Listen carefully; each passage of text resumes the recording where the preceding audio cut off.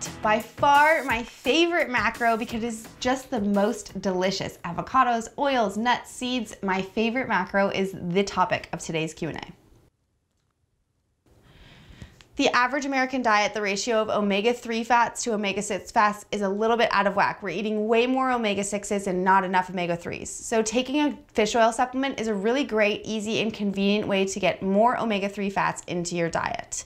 Once you have done that, something to take into consideration is that generally each capsule of fish oil, or if you're using a liquid, each serving of fish oil is going to be 1 gram of fat. So for those of you, I know a lot of people that take upwards of 5 capsules or even more than that, or 5 servings. It's something to consider that that's going to be 5 grams of fat or more. So that is still going to be calories coming into your body. So if you're not tracking this, or if you have not yet, it might be worth it to consider adding that into your diet and make sure that you're tracking it. One of the most amazing things about tracking your food is that you can look back and reflect on what it is you're actually eating. So sometimes when you look back, you get a little bit of a surprise of where you're actually getting most of your macronutrients from. So if most of your fat you find that you're getting from fried foods or dressings or processed foods like chips and treats and snacks like that, that might be something to reconsider. So considering getting a little bit more of whole food fats is something that's going to make your quality of life better and help keep you healthier and happier. Some great places where you can get a good source of fat is going to be avocados, nuts, seeds, oils of all different sorts. I mean, there's sesame oil, coconut oil, olive oil, of course, is the most popular and most used. Those are going to be great sources of fat, along with really fatty fish or seafood. So salmon, mackerel, anchovies, those are all going to be really great sources of fat, good quality fat. As someone who works from home every single day, noshing or snacking all day is something that I have to combat all the time. So something that I do to make it so that it's not super convenient or easy for me to go to the fridge and grab a little piece of cheese or grab a handful of nuts is make those things inaccessible. So I don't have a bowl of roasted almonds on my counter or a bowl of snacks just on my counter so that it's easy for me to grab and go without even noticing.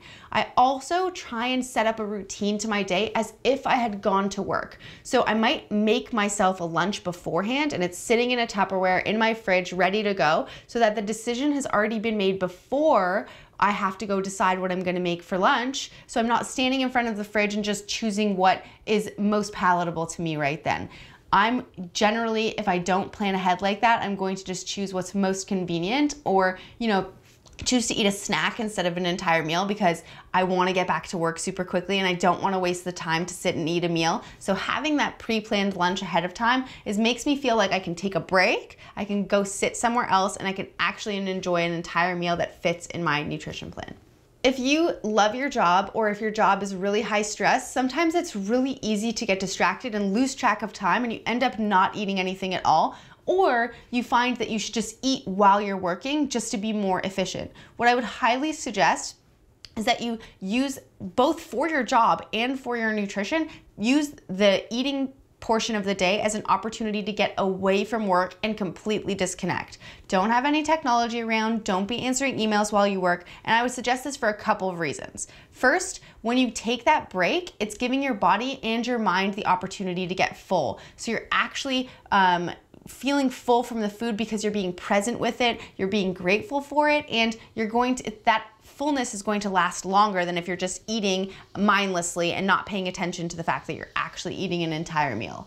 Also, there is research that shows that you taking a break from your job is actually going to make going back to your job more effective. When you come back from that break, if you have completely disconnected from your work, or you've been social, or you've gone even for a walk outside, when you come back, you're going to be reinvigorated and more motivated, and your efficiency and work quality is going to be higher than before you took that break. So it's a win-win situation. Take a break, go eat your meal somewhere where you can actually be present with it and pay attention to it.